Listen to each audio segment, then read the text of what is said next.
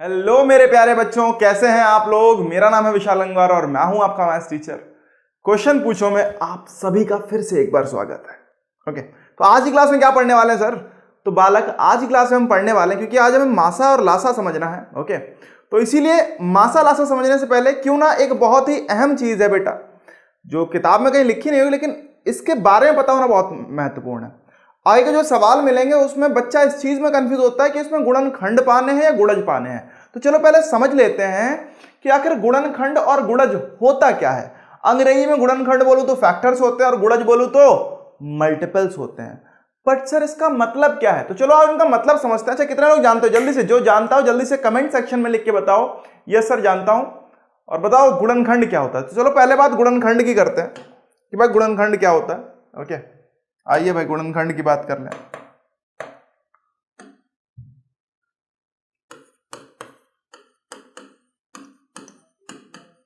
गुणनखंड जिसे अंग्रेजी में बोलते हैं बेटा फैक्टर्स। क्या बोलते हैं?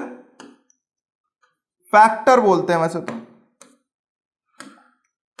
चलो भाई फैक्टर बोल दो। होता क्या है ये महत्वपूर्ण है समझना, क्योंकि बहुत अहम चीज है गुणनखंड, बहुत जरूरी। मान लो मैंने एक संख्या लिखी, समझिएगा। मान लीजिए मैंने एक संख्या लिखी, ले लिया, मान लो मैंने 6 ले लिया। क्या ले लिया? 6। अब 6 आप वो संख्या बताओ जिससे 6 पूर्णतः विभाजित हो जाए। मतलब पूर्णतः विभाजित होने का मतलब क्या होता है बेटा?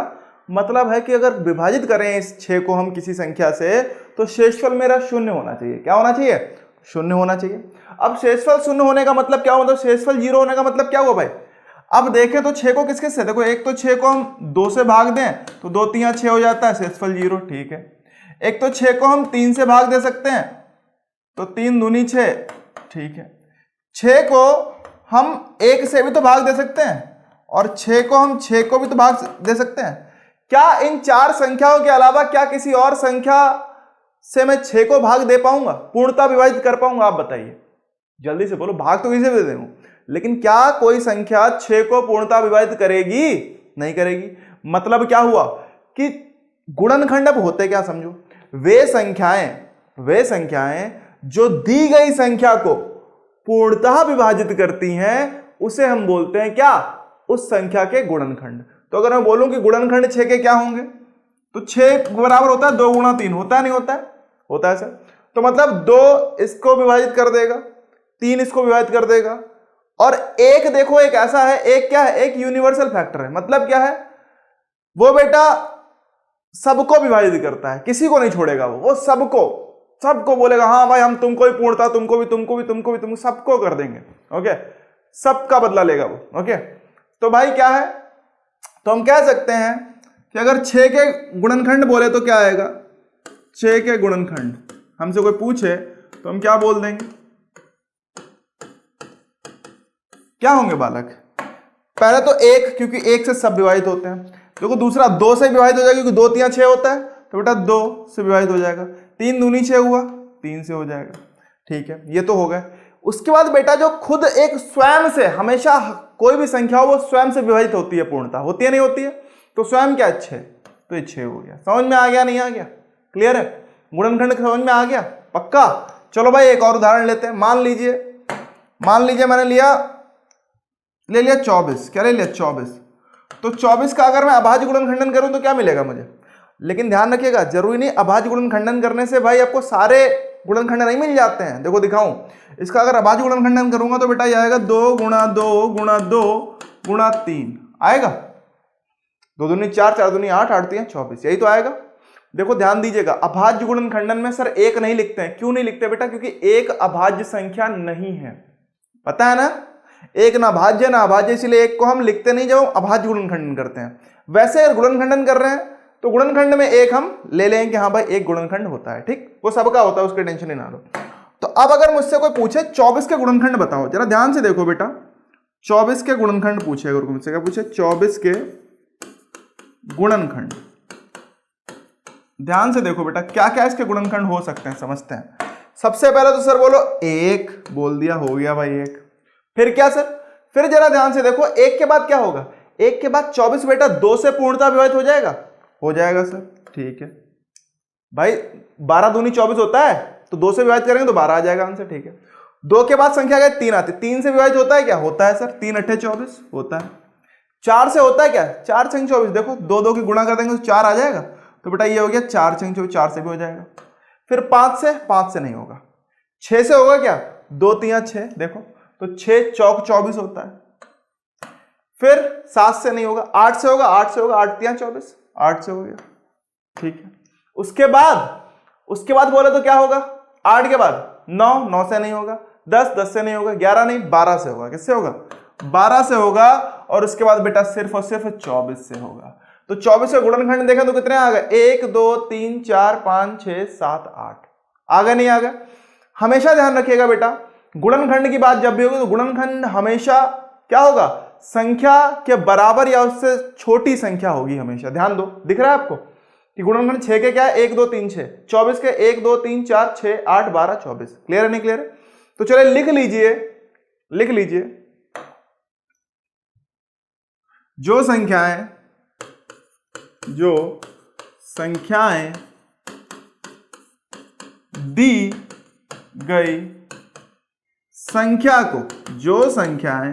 दी गई संख्या को पूर्णतः विभाजित करती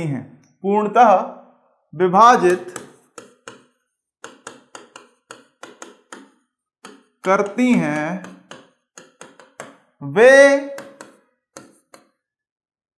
सभी संख्याएं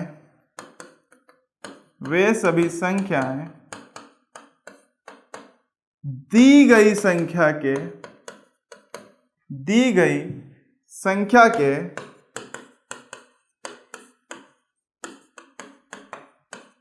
गुणनखंड कहलाते हैं। क्या कहलाते हैं बेटा? दी गई संख्या के गुणनखंड कहलाते हैं। समझ में आ गया कि गुणनखंड क्या होता है? आ गया सर, बहुत बढ़िया बात है। उदाहरण अगर बोले तो 6 उदाहरण ये लिख लेना भाई। 12 24 के गुणनखंड ये इतने हो गए, 6 के गुणनखंड ये इतने हो गए, होगा नहीं होगा? एक और चीज समझ लो कि गुणनखंड हमेशा क्या होगा? एक छोटी संख्या होगी। n के गुणनखंड हमेशा n के बराबर या n से छोटी संख्या होने वाली है। समझ में आ रहा नहीं आ रहा है? तो ठीक है, ये आप याद रखिएगा और लिख लीजिएगा अपने शब्दों में कि गुणनखंड हमेशा जब भी बात होगी तो क्या होगा? वो संख्या के बराबर या संख्या से छोटा होगा। ओके, तो लिख लो, नोट के तौर पे लिख लो। अच्छा चाहो तो या चलो बाद में लिखवाऊंगा, 1 मिनट रुको, अभी आगे पढ़ा दूं फिर पढ़ाता हूं। ठीक, और गुणनखंड बेटा परिमित होंगे। देखो मतलब क्या है? वो कुछ संख्याएं होंगी सिर्फ, ये नहीं कि कितने भी हो जाएं, अपरिमित नहीं हो सकते, ये हमेशा परिमित होंगे। ठीक है, क्या होंगे? गुणनखंड की एक परिमित संख्या होगी। लिख लो, किसी संख्या के गुणनखंड परिमित होंगे। किसी संख्या के गुणनखंड परिमित होते हैं या होंगे। ओके चलो ठीक है, तो गुणनखंड हो गया। अब बात करते हैं चलो गुणज की। किसकी बात करें? गुणज की। तो बेटा गुणज समझो क्या होता है, बहुत ध्यान से समझिए क्योंकि ये बहुत ज्यादा कंफ्यूजन होता है बच्चों को। ओके, तो गुणज समझते हैं। ये गुणज क्या होता है भाई? गुणज क्या होता है? ओके, और गुणज को बोलते हैं हम बेटा मल्टीपल्स। क्या बोलते हैं? मल्टीपल्स बोलते हैं अंग्रेजी में। ओके, होता है क्या ये समझो भाई पहले। अब क्या होता है सर? अब मान लो मैंने एक संख्या ली, वही 6 संख्या फिर से लेते हैं। 6 को फिर से लिया मैंने, 6 उठा ली मान लो। अब बेटा अगर 6 संख्या है, अब मुझे 6 के कोई पूछे, क्या पूछे कि 6 के गुणज बताओ। क्या बताओ? गुणज। ओके ठीक है भाई, तो 6 के गुणज आपको बताने हैं, समझिएगा। अब समझो क्या होंगे। तो वो सारी संख्याएं जो 6 से पूर्णतः विभाजित हो जाएं, मतलब क्या है? वे संख्याएं जो 6 से पूर्णतः मतलब पूरी तरीके से विभाजित हो जाएं, शेषफल हमारा 0 आ जाए, वो सभी की सभी संख्याएं क्या होंगी? इसके गुणज होंगे। कैसे? अब अगर देखें तो 6 से विभाजित हो जाता है, पूर्णतः हो जाता है सर, ठीक है। उसके बाद 12 बोले तो 12 6 से डिवाइड होगा, मतलब 6 से विभाजित हो जाएगा पूर्णतः। 18 बोले तो 18 भी 6 से पूर्णतः विभाजित हो जाएगा। 24 बोले तो 24 हो जाएगा। 30 बोले तो 30 हो जाएगा। 36 बोले तो 36 हो जाएगा। मतलब क्या? इनमें से कोई संख्या ऐसी जो नहीं होगी। अगर मैं 6 का पहाड़ा लिखता जाऊं तो सभी की सभी संख्याएं ऐसी ही तो होंगी जो 6 से पूर्णतः विभाजित होंगी।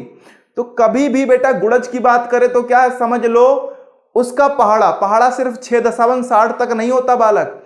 6 की 11 से गुणा होगी, 6 की 12 से, 6 की 13 से, 6 की 14 से, ऐसे कहां तक जाएगा बेटा, ये अनंत तक जाएगा। इसीलिए हम कहते हैं कि जो गुणनखंड, जो गुणज होते हैं वो बेटा अपरिमित होते हैं। क्या होते हैं? अपरिमित। समझ में आ गया?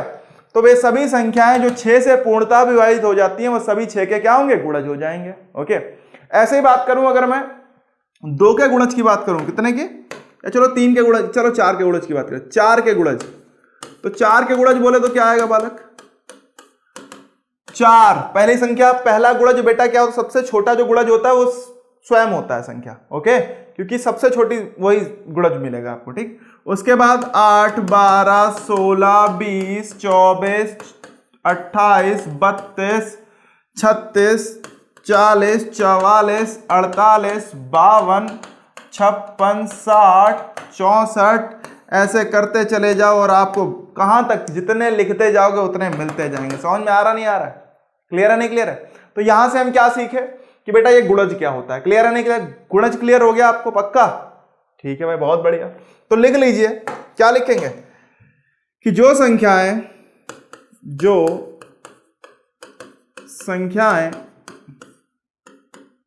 दी गई संख्या से, जो संख्याएं दी गई संख्या से, देखो वहां क्या था? दी गई संख्या को, यहां क्या है? दी गई संख्या से। ओके, पूर्णतः विभाजित हो जाती हैं, पूर्णतः विभाजित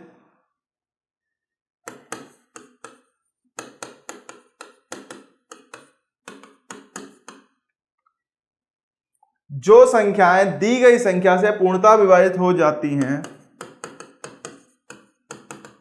वे सभी संख्याएं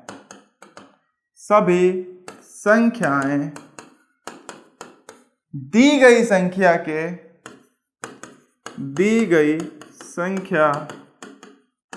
के गुणज कहलाते हैं। क्या कहलाते हैं बालक? गुणज कहलाते हैं। समझ में आ गया? पक्का? आ गया तो जल्दी से कमेंट करके बताओ सर बिल्कुल क्लियर हो गया। पक्का? कोई कंफ्यूजन तो नहीं बचा गुणज और गुणनखंड में? तो बेटा ये क्या होगी? इनकी संख्या क्या होगी? ये क्योंकि बहुत कितने भी हो सकते हैं तो इसलिए अपरिमित होंगे। ओके, तो हम बोल सकते हैं कि किसी संख्या के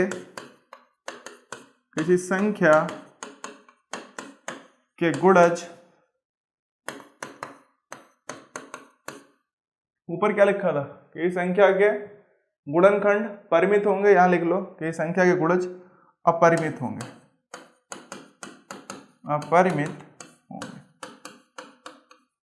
ओके। अब एक चीज और समझो, गुणनखंड हमेशा क्या होगा? एक छोटी संख्या होगी, जबकि गुणज हमेशा, ध्यान से देखोगे तो क्या होगा? गुणज किसी संख्या क्या होगा? या तो उससे बड़ी संख्या होगी या उसके बराबर होगा। गुणनखंड या तो उससे छोटा होगा या उसके बराबर होगा। होगा नहीं होगा? कह सकते हैं।